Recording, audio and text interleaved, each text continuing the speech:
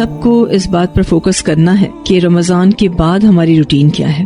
ہر سال رمضان المبارک آتا ہے اور بڑی تیزی سے گزر جاتا ہے. لوگ اچھے طریقے سے رمضان المبارک میں اللہ تعالیٰ کی عبادت کرتے ہیں، لیکن کیا گارنٹی ہے کہ ہماری نیکیاں، ہماری عبادتیں قبول ہوئی ہوں گی؟ پتہ نہیں وہ روزے قبول ہوئے یا نہیں، اور وہ نمازیں، وہ رکوع، وہ سجود، وہ قیام، وہ قبول ہوا یا نہیں. اس کی کیا علامت ہے کہ ہمارے اعمال قبول ہوئے ہیں؟ شیخ الاسلام امام ابن تیمیہ رحمہ اللہ اس بارے میں فرماتے ہیں کہ اگر دیکھنا ہو کہ کسی کی رمضان المبارک کی عبادت قبول ہوئی ہے یا نہیں، تو اس کے رمضان کے بعد والے اعمال دیکھو. اگر رمضان کے بعد بھی نیک اعمال پر اس کی استقامت اسی طرح باقی ہے جیسے ماہ رمضان میں تھی، تو سمجھ لو کہ اللہ تعالیٰ نے اس کی رمضان میں کی جانے والی عبادتوں اور اطاعتوں کو قبول فرما لیا ہے، جس کی وجہ سے اسے ان اعمال کو تسلسل کے ساتھ باقی رکھنے کی توفیق عطا فرمائیں. بدنصیبی کی بات یہ ہے کہ بہت سے لوگ رمضان المبارک کے بعد اس بلیسڈ مہینے میں ملنے والے لیسن کو بھول جاتے ہیں. ویسے تو آپ دیکھیے کہ ہم سارا سال روزے نہیں رکھ سکتے، لیکن استقامت کو مینٹین کرنے کے لیے اللہ تعالیٰ نے ہمیں رمضان کے بعد شوال کے 6 روزے رکھنے کا کہا ہے، اور یہ بھی کہہ دیا کہ جو رمضان کے روزے رکھے اور شوال کے 6 روزے رکھے، گویا وہ ایسا ہے جیسے اس نے پورے سال کے روزے رکھے. اسی طرح سے ہر قمری مہینے کی 13، 14، 15 تاریخ کو، یعنی جو ایام بیض ہوتے ہیں، اور پیر اور جمعرات کو روزہ رکھنا بھی رسول اللہ صلی اللہ علیہ وسلم کی سنت مبارکہ، اگر ہم اس کو بھی کنٹینیو کرتے ہیں تو یہ بھی بہت ہی زیادہ نیکیوں میں اضافے کا سبب بنتا ہے. پھر اسی طرح سے انشاءاللہ آپ یوم عرفہ کا روزہ رکھیں گے، یوم عاشوراء کا روزہ رکھیں گے.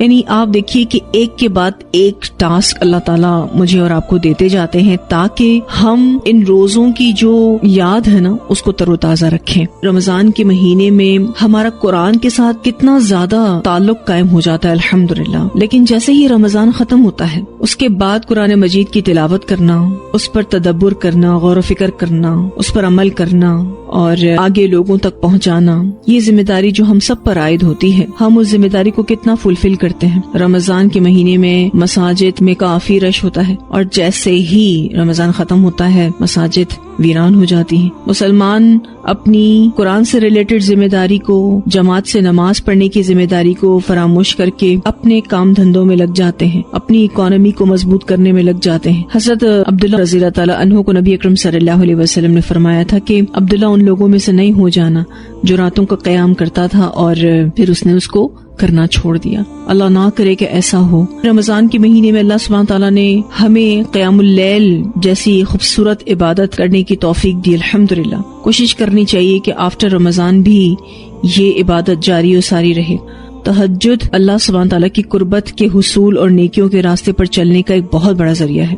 اس نفلی عبادت کی ادائیگی کی وجہ سے انسان اپنی مشکلات پر قابو پانے میں کامیاب ہو جاتا ہے. اور پھر یہ کہ اگر میں اور آپ اللہ تعالیٰ کی بارگاہ میں گڑ گڑا کر اللہ کو راضی کرنے کی کوشش کرتے ہیں تو ڈیفینیٹلی ہمیں تہجد کے ساتھ کامیابی نصیب ہوگی. پھر یہ کہ اللہ تعالیٰ کا ذکر کرتے رہنا چاہیے اور ہر وقت اپنے گناہوں پر نادم ہو کر اللہ کو راضی کرنے کی ہم سب کے اندر جستجو ہونی چاہیے. رمضان کے مہینے میں اور آپ کتنا یاد کرتے تھے اللہ تعالیٰ کو، اس کی بارگاہ میں کتنی توبہ کرتے تھے، تو باقی دنوں میں بھی ہمارے اندر یہ جستجو ہونی چاہیے کہ ہم توبہ اور استغفار کو جاری و ساری رکھیں. توبہ استغفار کی بڑی برکت ہے. انسان کی زندگی میں خوشیاں آتی ہیں، برکتیں آتی ہیں، نعمتیں آتی ہیں. اللہ تعالیٰ سورہ نوح میں آیت نمبر 10 سے 12 میں فرماتے ہیں کہ اللہ تعالیٰ سے بخشش مانگو، بے شک وہ بہت زیادہ بخشنے والا ہے. وہ بھیجے گا بارش تم پر بہت زیادہ، اور وہ مدد کرے گا تمہاری مالوں اور بیٹوں کے ساتھ، وہ پیدا کرے گا تمہارے لیے باغات اور جاری کر دے گا تمہارے لیے نہریں. یعنی انسان کی زندگی میں بے شمار خوشیاں اور برکتیں اور نعمتیں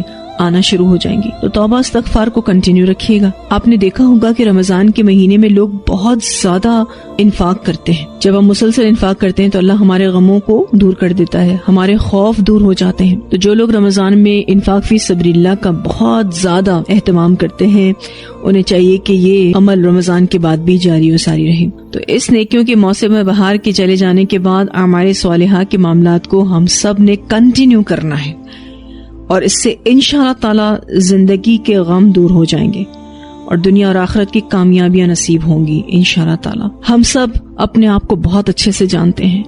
ہم سب جانتے ہیں کہ ہم کہاں غلطیاں کرتے ہیں، ہم سب جانتے ہیں کہ ہم کہاں اپنی زبانوں کا غلط استعمال کرتے ہیں، ہم سب جانتے ہیں کہ ہم کہاں اپنے آپ کو ضائع کر رہے ہیں، اور ہم سب یہ بھی جانتے ہیں کہ ہم کتنی عبادتیں کرنے والے ہیں۔ ہم سب کو اس بات کا خیال رکھنا ہے کہ ہم اپنے آپ کو دیکھیں اور اپنی غلطیوں پر نظر ڈالیں۔ ہم بہت جلدی ججمنٹل ہو جاتے ہیں، بہت جلدی لوگوں کے بارے میں کامنٹس دے دیتے ہیں، اور ہمارا اپنا حال کیا ہے یہ تو ہم بہت اچھے سے جانتے ہیں۔ قرآن پاک میں اللہ تعالیٰ فرماتے ہیں سورہ قیامہ میں کہ انسان اپنے آپ کو بہت اچھے سے جانتا ہے، تو دوسروں پر کامنٹ کرنا یا دوسروں کے بارے میں ججمنٹل ہونا چھوڑ دینا ہے اور اپنی اصلاح کرنی ہے انشاءاللہ تعالیٰ۔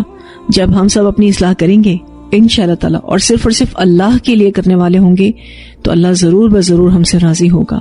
ہم میں سے کسی کو نہیں پتا کہ ہم نے الحمدللہ یہ جو بھرپور رمضان گزاری اللہ کی توفیق کے ساتھ، اگلی رمضان ہمیں ملے گی یا نہیں، لیکن ہم سب کو کوشش کرنی ہے کہ رمضان کا ایسنس، رمضان کی خوشبو، رمضان کی مہک ہمارے باقی کے 11 مہینوں میں موجود رہے انشاءاللہ تعالی۔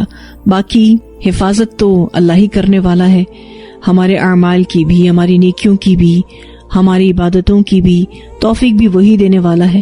بس میں نے اور آپ نے اپنی نیتوں کو بہت اچھا اور خالص رکھنا ہے۔ نیتوں کو خالص رکھنا اس دنیا کا مشکل ترین کام ہے، لیکن جب ہم کوشش کریں گے تو اللہ ہماری مدد ضرور کرے گا۔ ہم سب کوشش کریں اپنے آپ کو عبادتوں کے حوالے سے مینٹین کرنے کی۔ جب ہماری عبادتیں اسٹرانگ ہوں گی، ہماری زبان اذکار میں مصروف رہے گی، تو انشاءاللہ تعالی ہم فضول چیزوں میں نہیں لگیں گے۔ اللہ ہم سب کو بہترین عمل کرنے کی توفیق عطا فرمائے۔